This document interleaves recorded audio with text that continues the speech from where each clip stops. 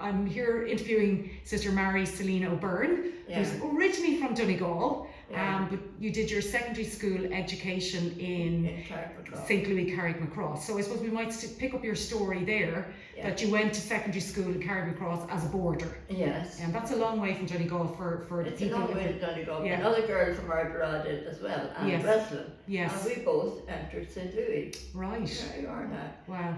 Were you in the same set? Same set, oh, yeah. That's impressive. Anne, unfortunately, didn't get a long life. She was only 59. Oh dear. She died a few years ago. Yeah. Oh dear. No, it was a big sadness in my life, because Anne and I, we did a scholarship exam for Carrickmacross. Yes. That's what you did, you see. Yeah. You did, first of all, the Carrickmacross was recommended by my Aunt Bridget and Kilcar, who knew girls in that village who did very well in this place called Carrickmacross. So we went there. But anyway, Anne and I grew up together in Ardara, and then we entered together. Wow. And then we went to college together. Now, I was sent to do science and she was sent to do arts, and that was it. But we stayed, and she went on. She was a very highly intelligent woman, and she went on to third level. She did PhD. I didn't. But anyway, that was it. So Anne did not get a long life. And it's only 2 weeks ago since her remains were buried in Ardara. She died 2 years, Yeah. But that's it. So I had to kind of yen myself. Oh, I said, I'd like to be buried in Ardara as well. Yeah. But anyway, we'll be out of the question. Well, maybe we'll take you back to Carrickmacross first, will we?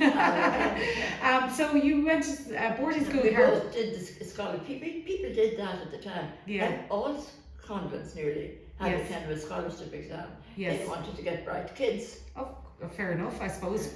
Yes. And Anne and myself both did. Yes. Carrickmacross scholarship. Yeah. So you both got the scholarship. You both travelled to Carrickmacross and you boarded together. Anne was very clever. I was intelligent too. But anyway, we were both taught by our parents. So it was a little bit of a rivalry because the parents.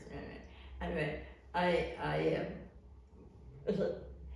the results of the Carrickmacross came, and my mother was so excited the letter came that she actually got on her bicycle and didn't even know she could cycle, and cycled the 3 miles down to the school where my dad was teaching in Locust Point, looking across the bay at Osiraka to say I got second place. Brilliant.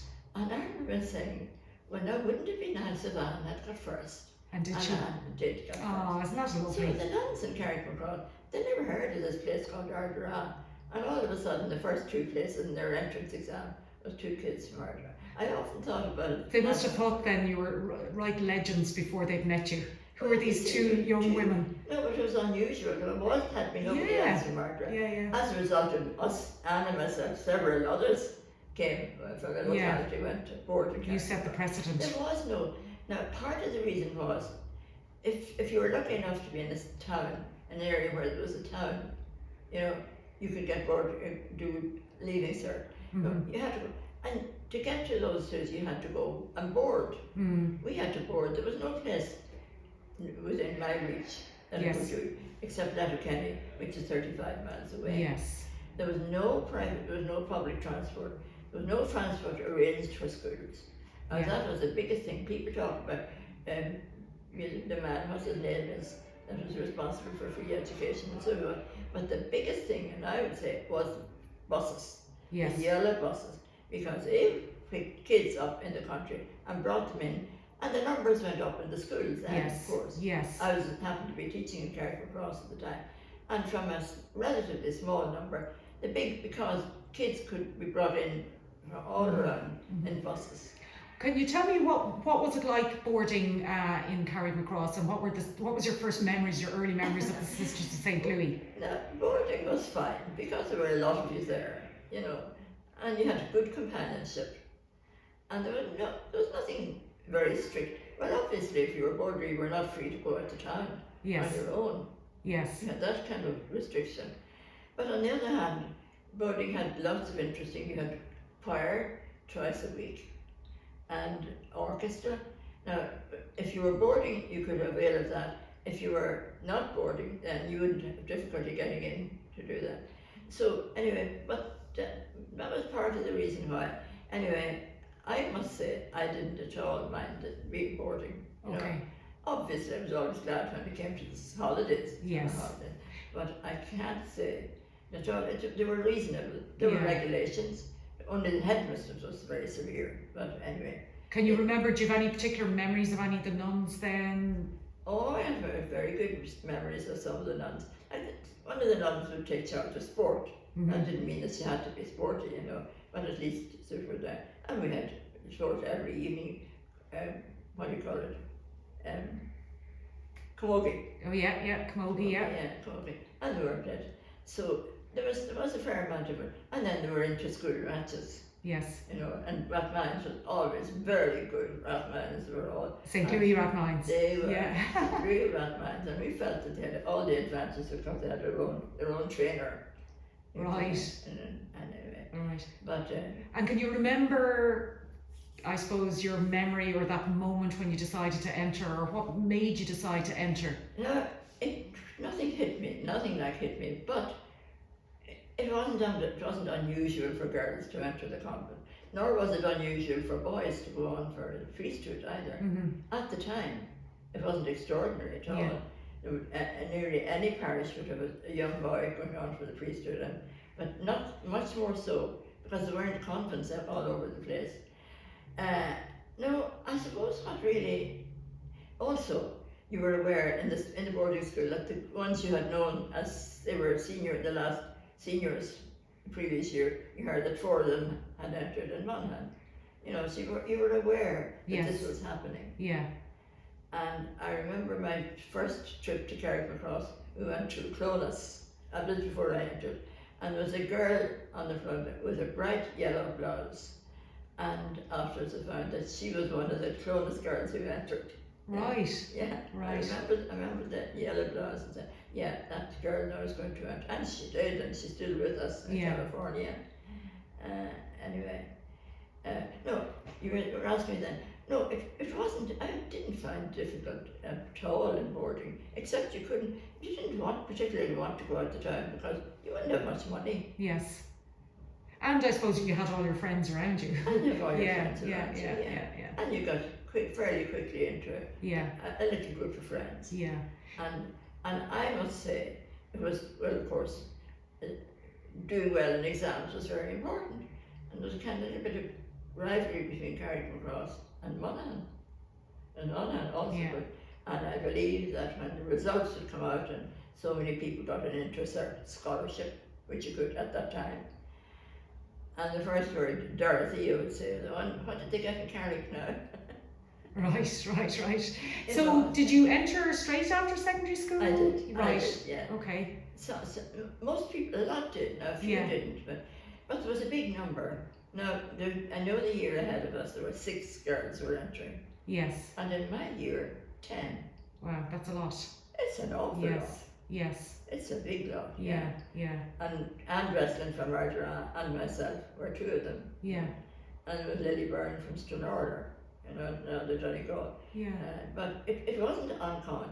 Now, from my point of view, I have to say there was one nun who didn't particularly like her or didn't particularly think she was a good teacher. But one of the things she suggested to my class, we were only 2nd year, was that the chapel was right beside you, and it would be, why don't we try to make a visit every evening to the chapel? Yeah. And she suggested a quarter of an hour. And we said, a quarter of an hour is awful long. But somehow or other, that kept, and in that class then, at 6 o'clock, a group of about, maybe most of that particular class would get up and go to the chapel for a quarter of an hour. And I definitely think that had an effect on me. Okay. It had an effect on me. I had to put in, and even when Anne and I in Ardra met during the holidays, we automatically went to the chapel for this quarter of an hour. So it was a significant thing. Yes. Quarter of an hour praying every day. And then, but there wasn't anything else. Yeah. No, it just felt natural. It just felt like a natural.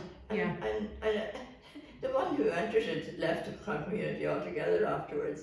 Her name was Victoire, and we heard that she had left She didn't stay, and she was about 30 or 35 when she decided to leave. Anyway, she had got to this class saying, trying to remember 15 minutes every day. Yeah. I don't think everyone did, but most of them did. Yeah. And I personally think it was significant to me. Yes. In prayer. Yes. Because we did that mostly every day. Even Anne and myself met during the holidays. We kind of automatically did it. But the fact was, it was not extraordinary to go away to be a nun at the time. Okay. It was not extraordinary at all. Okay. And therefore it wasn't. But anyway, and my parents, well, my mother, no, said they weren't a bit keen. Okay. Oh, not, they weren't keen at all. My mother was saying, I was the second, there were 6 of us, it was a big family. And at the time, my father was a primary school teacher, and the salary was abysmal.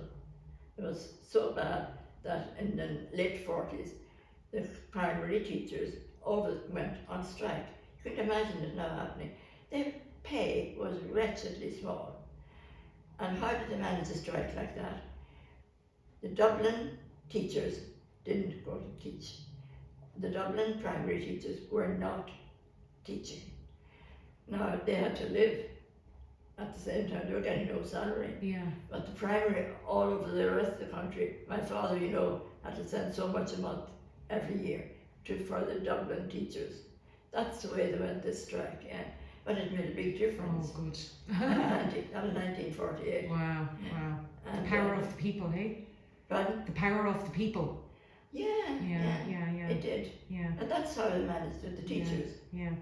So it felt like natural, very natural, and like it wasn't this almost like a eureka moment that you moved to the novitiate. It was a natural progression for you, based on this nun's kind of encouragement of daily prayer. Yeah. And but I want to say, I was a good student. Yeah. But I'd been well taught by my father. Anne was an excellent student, well taught by her mother. Yes. And 2 primary teachers in the town, So you entered the novitiate. We entered. And I'd love to hear now about just your experiences in the novitiate. Novitiate, yeah. Well, what I loved, I loved it from Carrick, that we had a lot of choir. We were always aiming for results in examination, but the thing I most remember about the Louis Carrick was the amount of time given to music. I was in a choir twice a week. Yes. So twice a week. Yeah, that's a lot. Yeah. I loved it. I don't not a solo singer, but I'm very good at holding the note, singing seconds. Anyway, you meant something there, and I moved away from it to tell you about. Anyway, Anne and myself entered at the same time, and anyway, the novitiate. You want to hear about? Yeah. Can you remember your first day, for example? The start. My first day. Well, my first day, I knew that Anne and Lily Byrne. We'd got letters to say we were given 2 optional days. You could go either on the 8th of September or the 12th of September. And the 8th was on a Friday and the 12th was on a Tuesday. And I said, well, I don't see the point in going. I certainly had that last weekend at home. And I wrote back and said, well, thank you very much, but I will go on the Tuesday.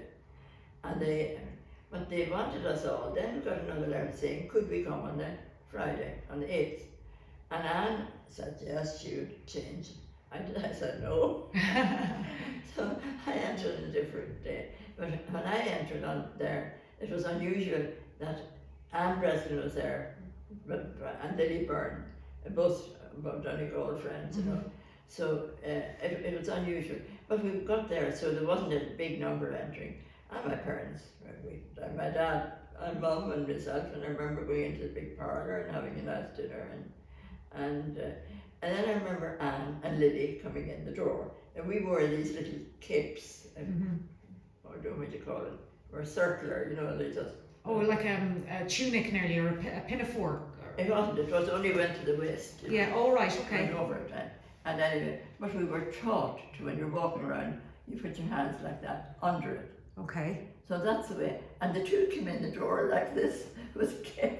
They go, what do you call it, a cape? It was very short. It was just like nearly a circle. Okay, yeah, Put your head into it. Yeah. And the 2, you see what I remember? I remember Anne and Lily coming in the door to meet my parents like that. In their capes. Yes. No, it wasn't. Then you see, my first day, it was easier for me because there were some there already. Like Anne and Lily were both Donegal friends, and Warren Kelly, who was a friend from school, and we were all there. And there were 10 out of my class. Can you believe it? No, 10. I can't, no. It's hard It's to believe. incredible, yeah, it is. And in actual fact, between, well, they were nearly all from Louis schools. Yes. Yeah. And nearly all actually were once had been used to being boarders. Yes, interesting, yeah.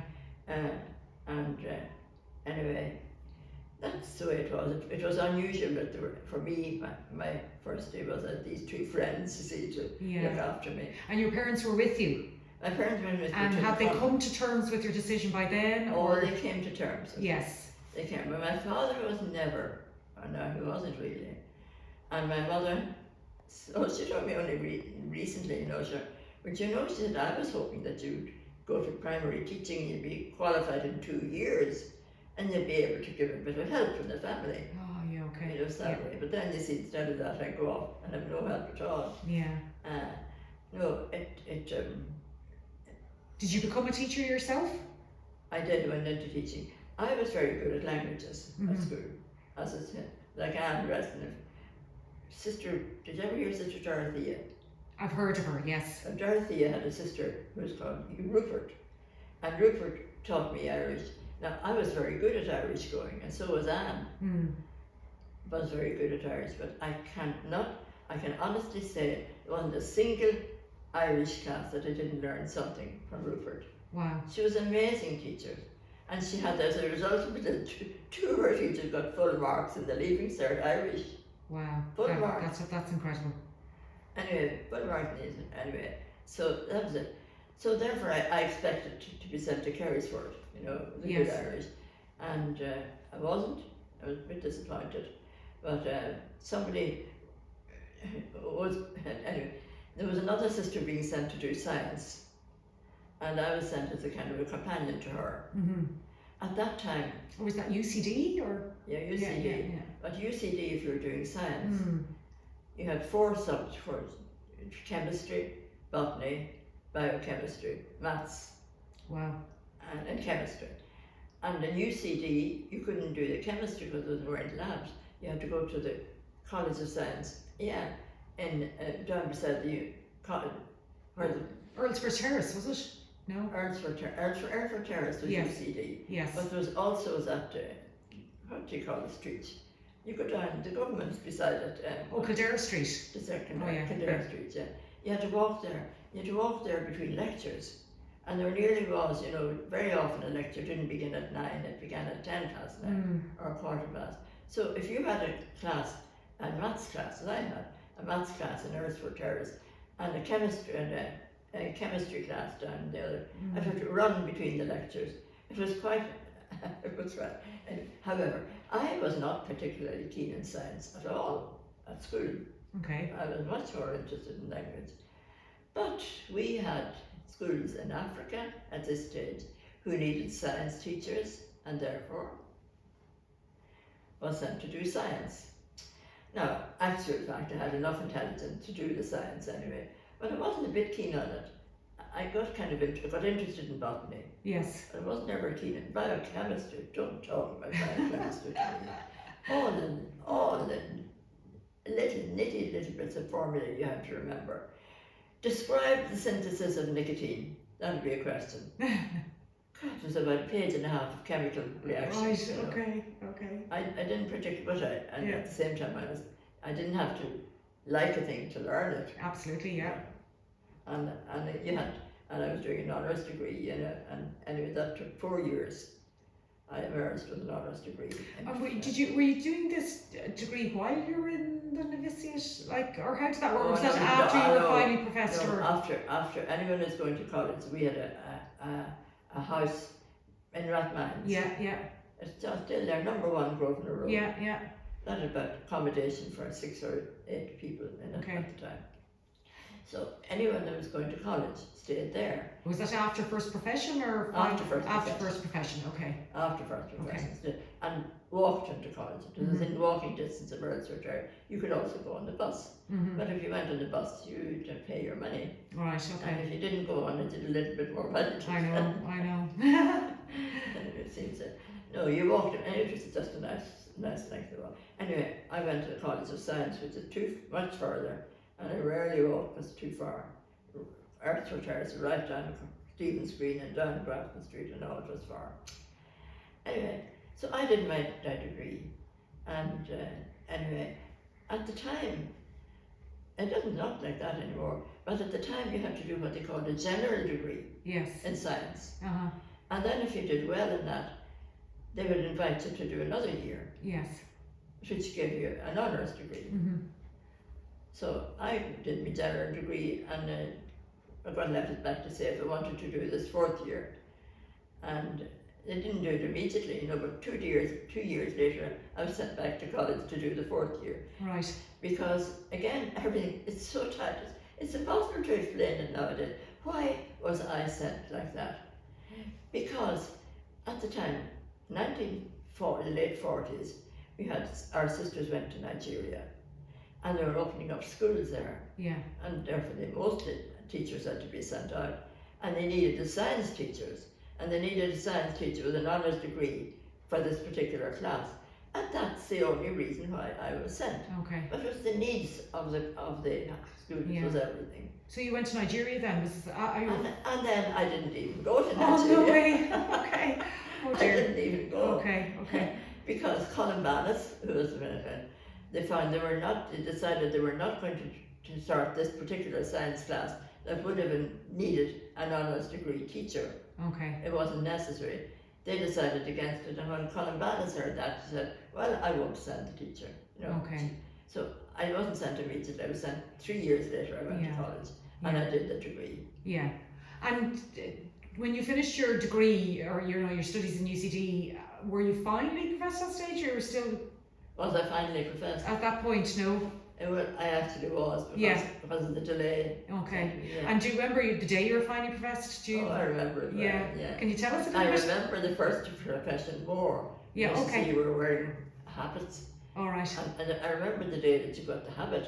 I remember that very well. Because you were in a black and a navy dress. That's what we were told to wear coming.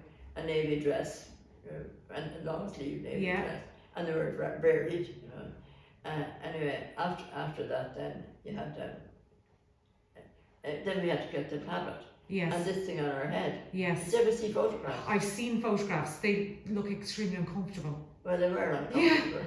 And they were particularly uncomfortable for the sisters in Nigeria. I was just about to say that. And so, after the first chapter they had there, they decided to wear a much simpler headdress. But we still had to wear that. And you got used to it. You got used to it. But what I'm telling you, we weren't driving at the time because of this thing that went out. Yes, you couldn't see. You're and down there, like 2 columns down here. You'd no peripheral vision, really. You couldn't see out the tail of your eye. You know the way. You can. I can see what's on that chair there alone, looking at you. I know there's something on that chair. That's the tail of the eye. You didn't have it with this. So that was one of the reasons why we changed that in degrees. And eventually got us quite a simple headdress. But during the time you were in the novitiate, it was all the older. It was all, I wore this, And we're 2 down here and across the forest. That was it. What are your kind of lasting memories of your time in the novitiate? University? No, the novitiate. Have you You see, don't remember there were a group of us. It makes a big difference. I went in, there were already quite a number of my classmates in school. You see, I decided I was taking the weekend, last weekend. and they were there 4 days when I arrived, and they knew the ropes. What I couldn't understand was the emphasis on silence. You were supposed to keep silence all the time, except at recreation. And I said, well, when are we going to get the recreation? And they said, no, you're at it now because you're talking. Wow. Recreation was simply an opportunity to talk. And how much recreation time did you have each day? We had recreation every day. We had recreation at night. It was always on, which led up to night prayers. There was and sometimes it'd be a celebration. Generally speaking, if somebody had a birthday or or a name day, Yes. feast day. Yeah. There would most often be sweets. Any sweets we got from our parents, we'd give them up. But then they'd come up again, you see, they'd be given out for a feast day. Yes. And that's 8 to 9 was the recreation at night. And when the first time I heard it, they said, what games are we going to have? And they said, no, it's no games, you can talk. That's recreation. Right. Okay. Wow. That was probably a big change from just even secondary school. It's probably the single biggest change, was it, from when you were boarding in school? It was a huge change. Yeah. But I'll tell you, it wasn't difficult because there were so many of us. Yes. And I have to say, I never laughed so much in my life as I did during those 3 years. Really? Wow. Yeah. Because there was always something. If somebody wasn't in trouble, it was something fun. Like, for example, me and the cow. Oh, tell me about this. I want to hear this. Well, you and the cow. Me and the cow, yeah. Okay. You really need to know Sister Clement. Clement was the one in charge of the chapel, and she usually had 2 novices. And we were supposed to learn how to do the altar and the vestments and all that kind of thing. And it was my month was the month of April, to come up and anyway.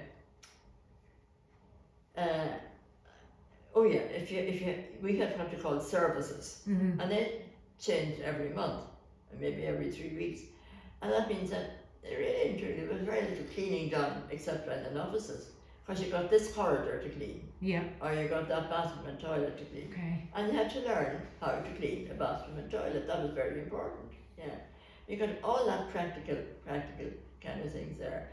But anyway, the chapel was regarded as a very demanding service, because you had polishing the floor, and as a result of that, you had a shorter time.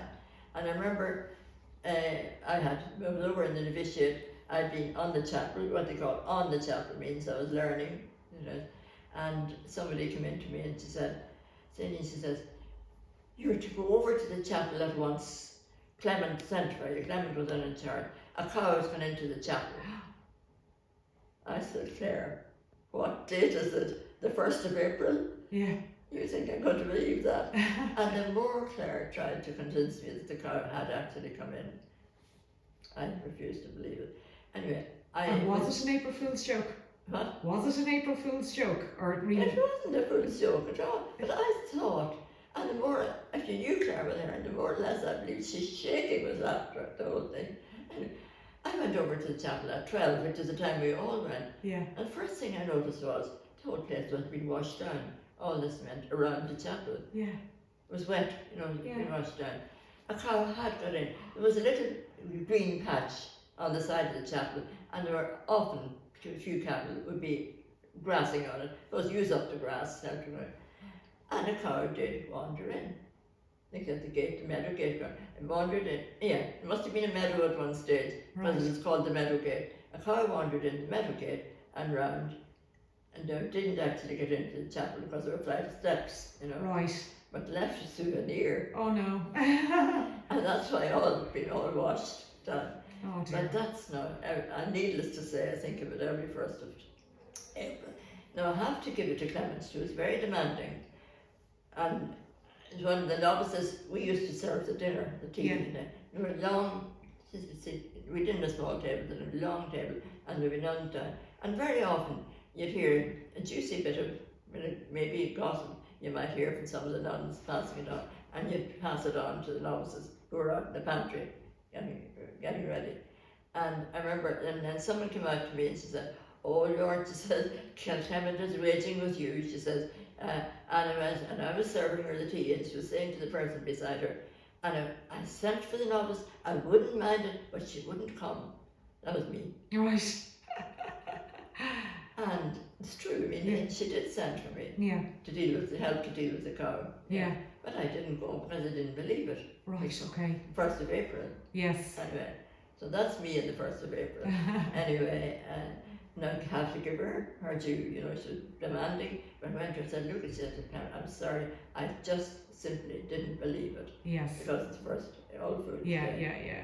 And she said, "Well," and That's fair enough, I think. fair enough. Yes. Yeah. Fair Yeah. enough. Yeah. But that's the kind of thing. Yeah. It was a great job. We had lots of funny things. Yeah. Things were funny then that wouldn't have been funny otherwise. Yeah. And I have to say, also the fact was there was a number of us, Mm-hmm. and there were a number who'd been at school with. Yes. Now we did, of course, we had to learn, we had a specific prayer time, which you go down, they were told how to do, spend the time. You would learn how to use the Gospels, pray from the Gospel, the scripture, and there was a little book called the Catechism of the Vows, and you were supposed to learn that. It was written in kind of legal language, and that was it.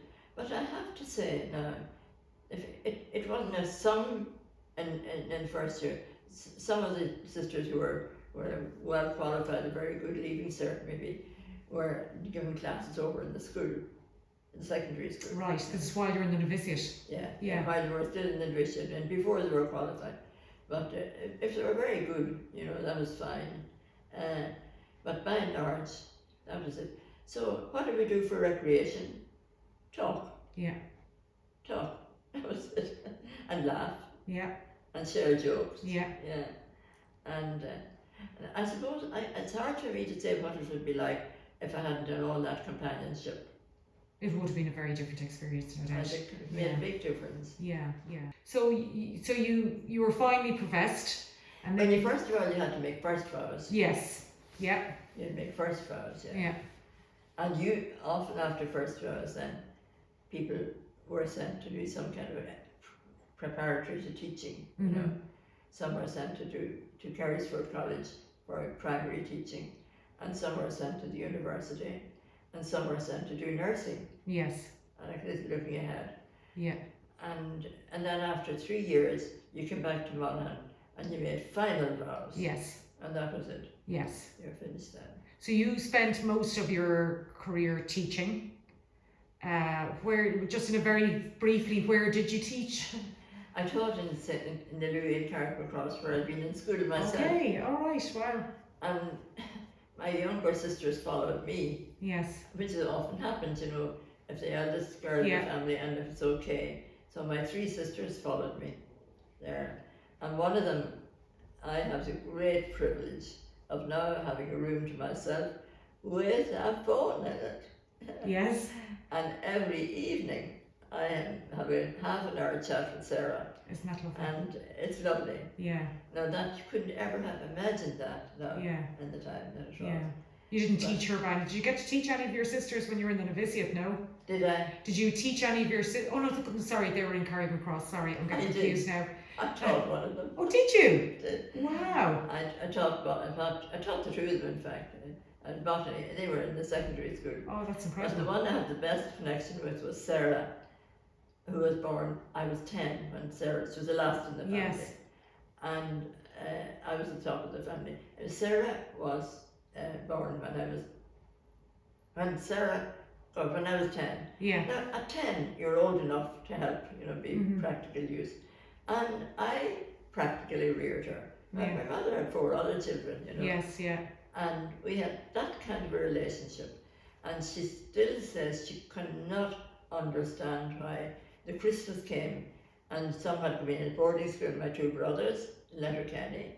You see, it's hard for you to follow because there was no transport. And the people were not, there's numbers in secondary school, it was much smaller. But anyway, I was there, you see it, if I distract myself, what was I saying? You're Sarah, and that you got to teach Sarah. You practically brought her up. Sarah said, I couldn't understand. She said, when it came to Christmas, that the boys came home and another sister, but she said, you didn't come. Right. And she said, I couldn't understand it. I'd been used to bordering, older ones coming home for Christmas. But, she simply could not understand how, because she was only, what was she? 10. Yeah. So, she was less than 10. Yeah. So we'll finish up now. I just have a couple more very brief questions for you. One is, we're here in Maryfield Nursing Home, but you came from Monaghan Convent, from living there.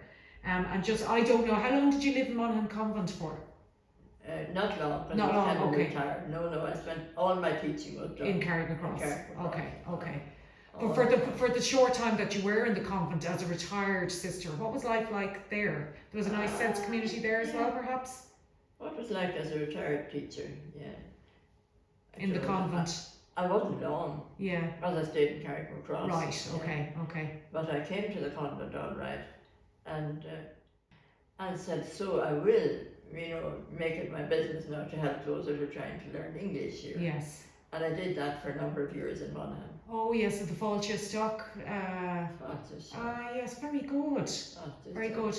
That must have been very enriching, helping people who are coming to Ireland to try and have a better life. For me, it was particularly enriching. I've just one more question before I finish up, because I suppose we need to finish up this interview. What will you miss most? The convent is just about to close. Is there what do you think? What will you miss about the convent, or have you any thoughts about the convent? The convent closing. Yeah, or have you any thoughts about the convent closing, or Well, I suppose the thing is that I realised it was inevitable. Yeah. Because you had my year, 10 girls out of my class. Yeah. And big numbers entered every year. Mm-hmm. And then in the last 10, 15 years, the numbers began to drop off. Yeah. And you realise that there's people have left, and they're not replaced. Yes. There's no new vocations, or very few. Yeah. I think the last person who entered with us now was 7 years ago. Yeah. And she was great. So obviously I knew coming, that was it. But the actual change, I'd been living in a group. We went into we had a lot of developments, from living, people saying now it's not good to have everyone, a community of 30 is very big, So we decided to go up to smaller communities. Mm. And there was a house in Monaghan, there was a red brick building, which had been an orphanage, but it had scope in it, and there were communities of 7 or 8, that was enough room then. So I came to that. I didn't come to the convent in Monaghan. Okay. I came, and that's where I did my work with the Russians. Okay. Yeah. But I had at that stage I was finished in Carrickmacross. Yeah. I wasn't teaching. Yeah. So instead of doing nothing, I came and I did that. Yeah. Yeah. Which may be not usual, but that's just the way it was. Yeah. So I suppose really the convent is closed, but I suppose the legacy of Sister St. Louis will remain in Monaghan because of the secondary school and the secondary school. Now, I went to that a few weeks ago. We had a celebration in the convent, in the cathedral. Yes. And I've been telling Sarah, my sister Sarah, about it. And I sat her that evening. Sarah, it was not sad. There was a general feeling of goodwill, and goodwill to the sisters, and gratitude. Yeah. And it was very positive. Yes. And you know what she said? Well, she said, I'm very relieved to hear that, because I thought that you were going, if they were all gone, that you were going to be down in the mouth about it. And I said, no, it was positive. Yeah. Granted, the people valued the nuns, and they realised you can't create them out of nothing. And but that's just the way it was there now. And therefore you might say, of course it's gradual when nobody is entering the convent. Yes. And obviously. Yeah. And people like me are one of the oldest there. Yeah. And anyway. That's a nice way to finish, I suppose, just that overwhelming sense of gratitude by the people of Monaghan at that Mass on March the 2nd. Yeah. Oh, it was. Yeah. And like somebody, you meet someone saying, the nuns are leaving Monaghan. So the nuns can't leave Monaghan. So the nuns have been in Monaghan for over 100 years. And they said, no, well, that's the way it is. Yeah. So obviously, we've been prepared for it mentally. Yes. But at the same time, it's different. When it actually happens, yeah. Oh, it is different, yeah. And Monaghan was always there, and it was a big community.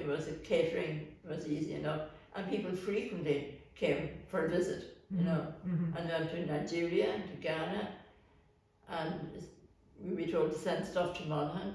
I remember great big packing cases going out for the missions. Yes. The big in Monaghan or at Mines. And stuff that was being sent to Nigeria for teaching or even for anything.